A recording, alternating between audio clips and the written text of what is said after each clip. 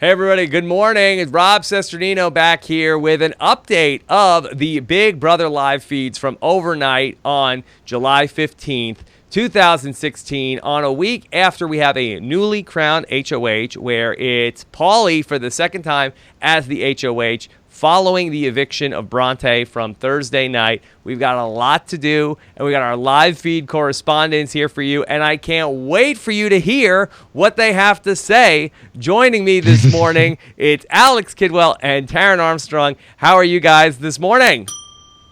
Doing great. You know, I called you a dictator. I've called you a dictator in the past, but I feel especially so now because for some reason I just feel like I'm doing this for the second time, and it's just like it's more work. Yes, just like Paulie's HOH for the second time.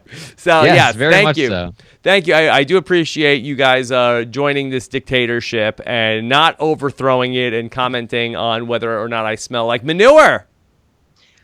Yeah, I hope we'll be very vocal on this show, much like Paulie has been all season. Good. Yeah. Good. And don't worry, what happened in Chicago will stay in Chicago, Rob, as far as your gas goes. I appreciate that. Thank you very much. And I also thought that manure, I always thought it was a nice word. It's like two words, ma and newer. Both are good words to put them together.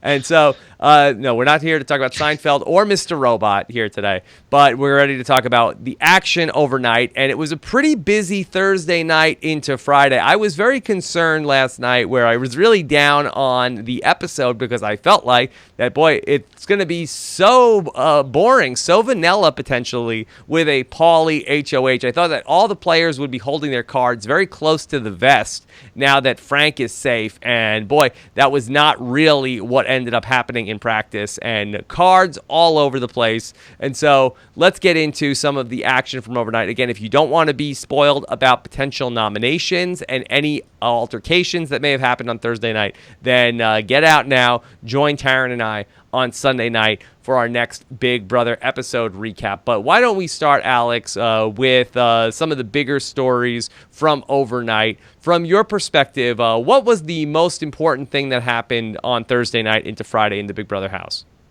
Yeah, it's been a crazy night, but ultimately the biggest thing, as you alluded to, is that some people have decided not to leave the status quo be as it is in respect to the house and Frank. A player like Tiffany is not necessarily going to just sit back and let things be, as it were. She kind of knows where some of the bodies are buried now that some of the votes went her way this week, and she's suddenly aware that the plan wasn't always to keep her. The plan is kind of came together pretty late. So I don't think she loves that idea, and she's crossing over. It looks like she may be making a proverbial deal with the devil, as everyone in the house is describing it, and aligning herself with Frank and Bridget, who are the pariahs now. Yeah, Taryn, that you talked a lot about this week of a move that maybe Tiffany might have needed to make was to do Dan's funeral, to go and work with Frank when her back was against the wall. She never attempted that at the point when she was fighting to stay in the house when she was up on the block this week. But as the plan began to turn to maybe her going up on the block here during Paulie's HOH, that this ended up being now a possibility. So how did this all come to pass last night? Well, basically, after Paulie wins HOH, he's immediately talking about how he wants to target Tiffany first. And he tells Frank this. And as this is happening, people are already shunning her yet again, like not talking to her, getting quiet when she enters the room. She's like, I'm not on the block anymore. Like, I just survived. Like, we just won an HOH. Like, what is going on here? And so she's feeling upset about this, and she cries. Nicole and Zakiya comfort her for a little while.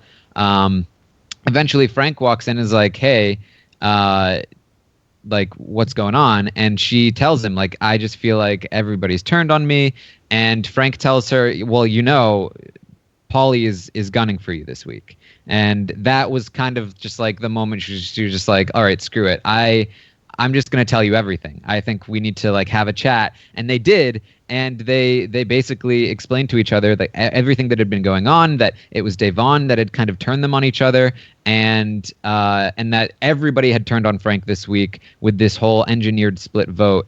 and that he can't trust Nicole and Corey like he may have thought he could. Yeah, this is really all pretty wild because we have Tiffany who ends up coming down off the block and everybody feels good about this plan. Oh, we got one over on Frank. And then by the end of the night, it really turns into a lot of people having buyer's remorse about potentially saving her. They're like, why did we save her? We should have sent her out and had Bronte here, who is not a threat. Alex, who are the biggest people in the buyer's remorse category? First name that comes to mind for me was James, especially because I think James made maybe even the better point, which was we should have gotten Paul out. I think Paul, even more so than Bronte, was someone who was sitting on the block last week and has actually kind of put himself in a pretty good position now. So, yeah, I mean, there's definitely certain people where it really made sense to, flip the script and keep Tiffany last week. And, maybe they didn't do as good a job of maintaining after they had flipped the script. Maybe, some people went into panic mode and, didn't do a good job of kind of keeping Tiffany calm. But, James is, one of these people. And I think, certainly Nicole and Corey are, very quick to, I think get into results-oriented logic, as I would describe it as well, and think about, immediately, like, this was something that, and Paulie said it as well, like, there's no way Frank would have tried as hard or gone as hard if he didn't know about this, which, I mean, I don't know. It was a true or false thing. I don't know how you can really, beast say he mode. was, beast moding it. The heat has turned up, and now the red tie, yeah, the heat has turned up, and now I can remember harder, Yeah, it's getting a little ridiculous in terms of there's a lot of narratives that are getting a bit absurd now, like the Tiffany Vanessa thing, like the legend of Frank. There's a few things that are getting spun around now where you're just like, really, dude? But all right. It's kind of driving a lot of thought process right now, a lot of fear and paranoia. Taryn, could you speak to the emotional state of Tiffany at this hour? That I've read some reports overnight that she's talking about potentially self-evicting. Is that just talk, or is there some possibility that could happen? It's just talk, I usually see emotional outbursts and breakdowns on this show, and I don't usually have a lot of sympathy for them. You're playing a game. You're supposed to be in this stressful environment. I genuinely did feel a little sympathy for Tiffany in this moment because she really hasn't done much wrong. A lot of this stuff that's being thrown at her is because of her sister. And, you have people like Paulie who now he's talking about how, this is exactly what Vanessa did. She bounced around. She didn't win comps until the end. It's like, no, that's not what Vanessa did. But she's turned into this crazy boogeyman. And there's she's like the Mike boogeyman. Yeah. She's like the boogie down Bronx man that could be coming back any minute. Yes, Glenn will come back and save the day. So many reasons to be afraid. Yeah, but there's very little that she can do to avoid this, and she has been a very loyal member of her alliance, and they keep screwing her over time and time again, and she's just like, what do I have to do in this game? And so she found out all the stuff that's been going on, and she just broke down. She's like, this is too much for me. I don't like this game. It's not fun. Yeah. Well, let's put a pin in the Tiffany part of this conversation because I think it really comes as part of a byproduct of some conversations that happened between Frank and Dave Vaughn as well on Thursday night. Alex, could you set that up, the conversations that Frank and Dave Vaughn got into on Thursday?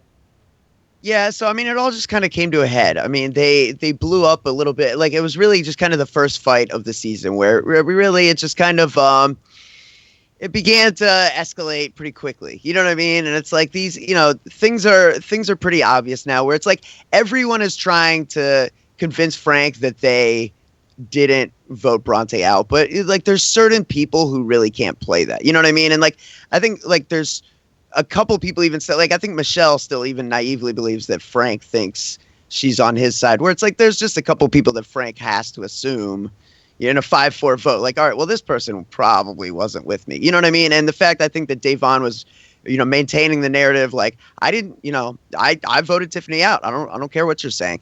And then Frank, just started getting a little blunt with things. And then Dave Vaughn, well, go ahead and put me up with roadkill then. You know what I mean? So it really just kind of, people just started kind of they got rid of the mask a little bit and started just, saying how they felt. And that's never great. But then, beyond that, you've got a lot going on with other people. I mean, for me especially, with like Nicole being very afraid of like Tiffany and Frank and Devon simultaneously, and the possibility they could all talk to each other, because she's had conversations with each of them about getting out, like the other two, really, throughout the course of this past week. Well, something that happened with this big fight that happened right when the feeds came back on. Tiffany and Frank were kind of getting into it because he was upset that she was there, and she was upset that she was like, you were coming after me, and he was upset about the speech a little bit. And Devon got very, very nervous about that, because Devon, I think, kind of forgot that she was the impetus behind this like contentious relationship. Like, she was the one that told Frank that Tiffany was after her after getting it out of Tiffany, like drawing that statement out of Tiffany. And so I think Devon got very scared that this was all going to come out and get onto her, and it kind of did. And so she got very angry in that moment, and she yelled at Frank, trying to deflect the blame. But ultimately, she does get that blame on her, and I think that's a large part of why she is upset with Tiffany now, just because Tiffany had those secrets, and now those secrets are out, and she kind of blames Tiffany for it. And that's why Devon is on this buyer's remorse thing, where she's just like, oh, why didn't I just get rid of her? When all she really had to do was, treat her better after the vote, right? Like, be like, hey, Tiffany, I'm still on your side. Like, don't worry about it. Let's not say anything. But unfortunately, all this information gets out, and now Day's in a tough spot with Frank again. Now, and it really, I mean, it was pretty clear in certain moments to Tiffany, like, wow, Devon and Zakiya are, not treating me the way, an ally would treat me right now in this position. Like, it really hit home for her. You know what I mean? So there was certain things they definitely could have done better. Like, it's not Tiffany overreacting the way it's really being described on the feeds right now, in my opinion. So, Taryn, does any of this new information change up what Paulie wants to do with the nominations? No, if anything, it further solidified what he wanted to do. He's very, very, very focused on Tiffany and this Vanessa thing. He doesn't even talk about Tiffany anymore. He literally talks about Vanessa. Anytime he talks about targeting Tiffany, he talks about Vanessa instead of Tiffany. He's like laser focused on it, and I'm really not fond of it for his game. I really don't like the fact that he won this HOH. Brent was saying he couldn't blame Paulie for taking this HOH. Like, that's absurd. Paulie had 4 questions to throw this HOH. He had no business waiting until Frank was gone. He's not in danger if Frank wins HOH. And if Frank wins HOH, Frank can take the heat for taking out Tiffany or Devon instead of him. But now he's in this position, and he has to target Tiffany. And because of that, she's going to be like, well, what are you doing? And she's going to tell all the information that he's been afraid that she's going to do this whole time. And this is exactly what's happening. So Paulie's just he's in his own little world right now, and he really needs to stop and smell the roses and just be like, hold on, I need to stop talking about Vanessa for 2 seconds. Hey, how you supposed to smell the roses when there's delicious steak around? This is a damn good steak. Yeah. Sorry, Alex, go ahead. I was just going to say, my first thought with this, Paulie winning HOH again was Shelly from last season. Shelly won like 2 HOHs very early. Was actually in a really good position without HOH. You know what I mean? Won the first HOH and takes out Devon, who you could make the argument that Devon wasn't coming after Shelly.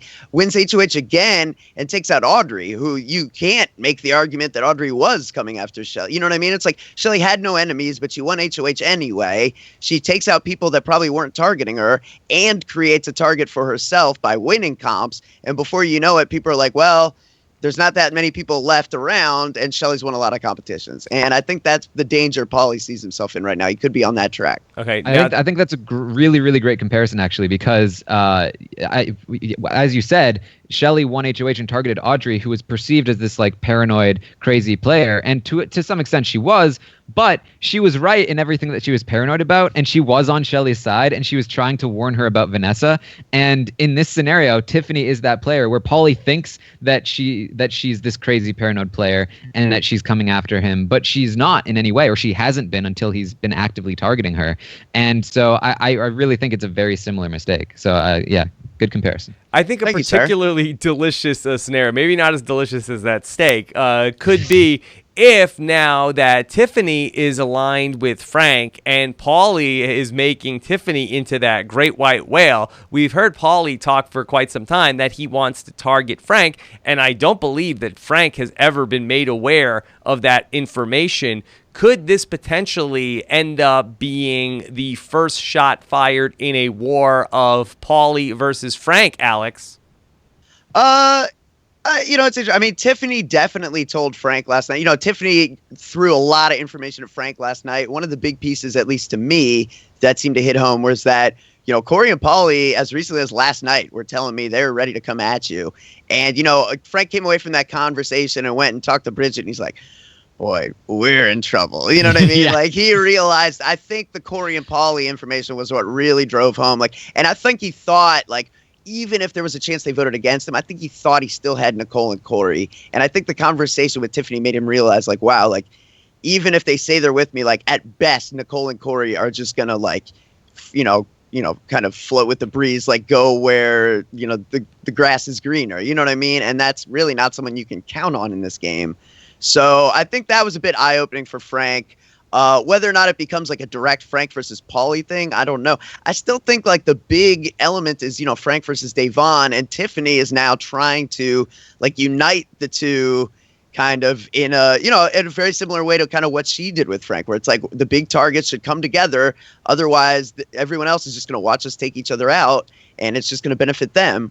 I just don't know if like that's something Davon could get behind, even if she felt like it benefited her game. I think, Frank has just rubbed her too raw at this point. I don't think there's any way that she would see herself like reconciling that difference and working with him, even if she thought it was the right move for her. Now, Taryn, while I feel as though Tiffany joining up with Frank will certainly provide good TV this week, which is always what we want, supposedly, Taryn, so does this help Tiffany stay in the house at all this week? I feel like that if people are coming after Tiffany, isn't aligning herself with Frank going to make her into an even bigger target that is really going to make people more laser focused on getting her out? Because the problem with this week was, how do you hurt Frank? There's nobody that is aligned with Frank that you could potentially take out. And now here's Tiffany sitting there who, if she's going to be part of Frank's group, she's very much in danger, right? Yeah, that's very true. She moves from being targeted to being targeted somewhat even more to some extent. However, they were planning on getting rid of her regardless. So like she really has nothing to lose at this point. They were talking about how, we made a huge mistake keeping her last time. We're not going to let her Vanessa us. We don't even want to hear talk about like, oh, she's going after Frank. She's a number. She's just gone this week. No questions asked. She needed to win the veto to stay alive, probably this week anyway. Now she has somebody in Frank who might use the veto on her, so that is some benefit. Interesting. Yeah. However, she has kind of like, after she made this thing with Frank, she like blew up at Nicole and Davon and like treated them very passive aggressively, and then like freaked out at them, said I'm a free agent. Like that's no good either, if she wants to somehow get votes. But really at this point she's gone 3 weeks on the block, or she will be 3 weeks on the block, and like she's just been progressively getting more and more of a target on her back. So anything she can do to shake up the status quo at this point is probably going to benefit her in some way. And then you also have to factor in, still a roadkill to be played. Frank has won 2 out of 3 of those. You align with yourself with that guy. He nominates somebody else. You never know. I mean, maybe you can collaborate on something that, is very beneficial for you, that is a favorable, person for you to be sitting next to come eviction night, even if you're still there. Yeah, that's the right way to play this is to play it quietly, to go to Frank very quietly and not when emotions are high, and not make it obvious that this happened, because then you have Frank on your side, maybe willing to use the veto on you, and you still have other people not completely, thinking, oh, she's on Frank's side now, or whatever it is that they're going to be thinking. Then you can have maybe Frank put up somebody quietly like Davon that they can flip the votes on, because Frank does want Davon out ahead of Tiffany regardless. So if she hadn't been quite so loud and boisterous about it, she would be in a better spot. But as I said, like anything that shakes up the status quo is going to be somewhat beneficial. And then, Alex, one more thing. I always want to know, where does Nicole land on all of this? Because she is the person who I feel really feels like that she's sort of like the nucleus of a lot of what's going on in the house. And you have to feel like that she's can't be thrilled with these developments, but is she freaking out? Oh, she's freaking out, Rob. Yeah, no, for me, Oh Nicole my gosh. For me, Nicole is going to land like wherever, at least, from my perspective so far in this game, Nicole is going to land wherever the ground is driest. You know what I mean? Like, she doesn't seem to, she's very loyal to Corey at this point. And, there's a lot of different variables of Final Five arrangements that involve Nicole, Corey, Paulie, Zakiya, and blank. You know what I mean? The showmance is +1. Like, there's a lot of that circulating. But, beyond that, she's willing to turn on anyone, I think. And, that's good in the game, to be honest. The problem is, like, if these people start to talk and you're not good at keeping your stories straight or, staring them down under pressure, because, people like Devon can read you pretty well. You know what I mean? So if Nicole's going to play the Andy Herron game, which can be effective, she needs to be able to, sell it. Okay. All right, let's take a couple of questions real quick from our viewers watching us on Facebook Live. This is a question that comes to us from Krish, who says, could Corey go up for roadkill? Do you see a scenario where that happens, Taryn? Does anybody want Corey out? Frank mentioned that he wanted to put Corey up when he was talking to Tiffany. He did change again and go back to nominating Devon instead if that happened. So it probably would be Devon if there was if Frank won, and if anybody else won, I don't see them putting up Corey necessarily. But it's certainly, he's still one of those names that's floating out there as like maybe this time, maybe next time. So it wouldn't surprise me if it happened. And It's interesting how it's a name that comes from all sides of the house. You know what I mean? You've got Devon and Frank who don't agree on anything in the same room together. In separate rooms, both, are down to get rid of Corey for the same reason, really, in that they feel like it'll bring Nicole back closer to them. Okay. So this is from Jayan, who wants to say, who is the best bet for Tiffany to stay in as far as a roadkill nominee in this scenario if she wins roadkill? If Frank wins roadkill, I guess even if Bridget wins roadkill, Alex, is it Devon? It's definitely a big target. I think Devon is probably as good a choice as any. I think, you could also make the argument for Corey potentially simply because of, he's a physical threat. You can't make that argument with Devon, couple the fact that he's so closely at this point attached to a returning player in Nicole. So there's a lot. I think you could go either way and make the case pretty well. Taryn, at this point, what would you say is the main alliance in the house? What's the most powerful grouping? It's the showmances, Nicole and Corey, Paulie and Zakiya. They are pretty tight, and they are definitely running the house right now. Okay. The showmances plus anybody, plus James? Or you counting James and Natalie? James and Natalie are not part of that, but James is an add-on to that, as is Michelle, as is Devon to some extent. They're all like little one-piece add-ons that are not necessarily part of the core. Okay. All right. And Ang Lee wants to say, no one is talking about Big Mish. Is she in the best position? Alex, what's your takeaway from the new breakout star of Big Brother 18, Big Mish? She's in a pretty good spot. Like Taryn just talked about, the showmance grouping is definitely, interested, open in having Michelle be their fifth. You know what I mean? She's one of the names that they're most comfortable about, and that's, where you want to be. You want the people making decisions to feel that way about you. I guess, like, her danger lies in the fact that, she thinks, I think still, that Frank is naive and believes her when she says that she voted out Tiffany. And Frank, like, definitely, I mean, Michelle was like one of the first names he was positive about. You know what I mean? So She might have a bit of a blind spot in regards to how much her team trusts her. I think no, she that's a thinks bad look. I really her feel like team is that's something that could potentially really blow up in her face, just how far she's taking this lie, where it's just like, okay, just lie. And if somebody calls you out on it, I think the move is to cop to it as opposed to double and triple and quadruple down on this lie, which really, I mean, who even cares? I think she was one of the people that was going to have A, the hardest time selling it, and then B, probably oversold it the most, in that like she was like storming around, like stormed past Frank to go to the bathroom and stuff. And it's like, this is usually the person that's like trying the hardest is probably the liar. You know what I mean? To her benefit, though, everybody is lying as well. Like nobody has copped to it yet. And now that Frank knows that everybody was in on it, I don't think she's going to be singled out in particular. Like he's not going to trust her a lot moving forward, but he doesn't trust anyone moving forward. So I don't think it's a huge detriment to her game at the moment. And again, right, as you said, like if he's going to be after everyone, why is Michelle going to be your first target? She's certainly not the person you look at as being the one to win a competition and come back at you. So. Okay. And something Michelle has done really well is that conversation that she had with Corey that was part of flipping the vote to keep Tiffany has really stuck with Corey, and he really feels like Michelle is in his back pocket, which is just fantastic because every time she gets brought up, Corey's just like, oh, don't worry, she'll do whatever I want. And that's a great place to be, especially when Corey is in a power position. Okay.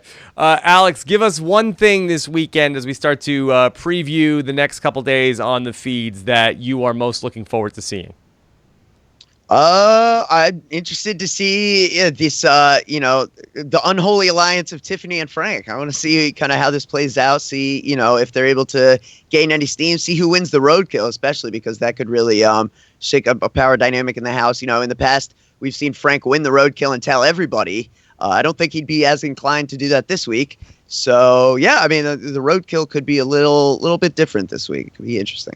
Taryn, you've been a vocal critic of the roadkill so far this season. Do you feel like the roadkill is adding any intrigue this weekend? It certainly could. This is definitely a week where we could see a lot of things flip just because it's so in flux. And I think that if somebody like Frank wins veto or roadkill and puts up somebody like Devon or takes down Tiffany, that's going to be pretty fantastic TV. I tweeted like Frank's story in Big Brother is that he either dies a villain or he lives long enough to see himself become the underdog hero. And I think that's sort of what we're starting to see. If he wins veto and takes Tiffany down, that's going to be a pretty huge moment. And even I'm going to be cheering for it. So well said. Yeah, that's going to cause a lot of chaos. Paulie's going to want Natalie out, but are they really going to pull the trigger on Natalie, or are they going to take a shot at somebody like Devon or Corey? That's going to be the interesting thing moving forward this week, if she can have the veto used on her. Yeah, I don't think that the roadkill is terrible. I think that the teams is probably the thing that you would complain about more when we get to doing these off-season podcasts, ranking the terrible Big Brother twists. I feel like that roadkill potentially could have some intrigue. All right, so thank you guys both very much for joining us here live, and I do appreciate everybody who is watching the live version or the archived video of it. I know we had some tech issues with our first shot at this, so thanks for bearing with us. Always appreciate it. We will be back. Myself and Taryn will be streaming live again on Sunday night when we talk about what happens with the roadkill and the nominees that Paulie ultimately decides coming up live on Sunday night at 9:15 p.m. Eastern time. So looking forward to that. Also, I am going to be out in a little bit. I'm going to be, for those of you guys who watch the Screen Junkies Plus, I'm going to be filming another episode of TV Fights over on Screen Junkies Plus if you want to check that out. So looking forward to hearing what you guys have to say in the comments, as always. And also, we always appreciate the feedback on these shows that we do, just sort of these impromptu things on how we could get even better with that. So thanks so much, Alex and Taryn. We'll talk to you again soon. Take care, everybody.